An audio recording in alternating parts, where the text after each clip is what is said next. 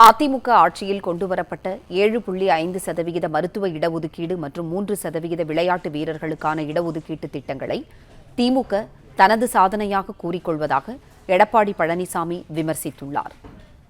செய்தியாளர் பிரகாஷ் இணைப்பில் இருக்கிறார். பிரகாஷ், வணக்கம். கூடுதல் விவரங்களை சொல்லுங்க.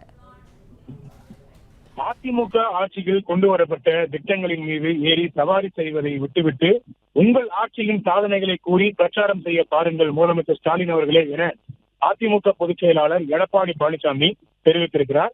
இது குறித்து எக்ஸ் வலைதளத்துல அதிமுக பொதுச் செயலாளர் எடப்பாடி பழனிசாமி பதிவிட்டிருக்கக்கூடிய செய்தியில, ஆட்சிக்கு வந்து எந்தவித உருப்படியான திட்டத்தையும் நிறைவேற்றவில்லை, சிறந்ததெல்லாம் அதிமுக திட்டங்கள் மீதான ஸ்டிக்கர்கள் மட்டுமே என விமர்சித்திருக்கிறார். இது போதாது என்று தேர்தல் நெருங்குவதும் ஸ்டிக்கர் சீட்டு அதிகரித்ததோ என்னவோ அதிமுகவின் வரலாற்று சாதனைகள் மீது ஏறி சவாரி செய்வதையே ஆசைப்படுகிறார் முதலமைச்சர் ஸ்டாலின் என விமர்சித்திருக்கிறார். ஏற்கனவே 7.5% உள்ஒதுக்கீடு திட்டம் குறித்து ஒரு வரலாற்று பொய்யை பூசாமல் மருத்துவத்துறை அமைச்சர் வாயிலாக பேசியதை நேற்று சட்டமன்றத்திலேயே தோலுரித்தேன். நேற்று மாலை தனது தொடர் ஆடியோ லான்ச் மேடை அரசியலின் அங்கமாக விளையாட்டுத்துறை சார்ந்த விழா ஒன்றில் மேடையேறிய முதலமைச்சர் திரு மு க ஸ்டாலின் விளையாட்டு வீரர்களுக்கான 3% இடஒதுக்கீடு திட்டத்தின் பலன்கள் மீது தனது பெயரை எழுதிக் கொள்ள முனைந்தது வேடிக்கையாக இருந்ததாக எடப்பாடி பழனிசாமி பதிவிட்டிருக்கிறார். விளையாட்டு வீரர்களுக்கான அரசு பணிகளில் இடஒதுக்கீடு என்பது 2018 எனது தலைமையிலான அதிமுக ஆட்சியில் கொண்டு வந்த திட்டம்.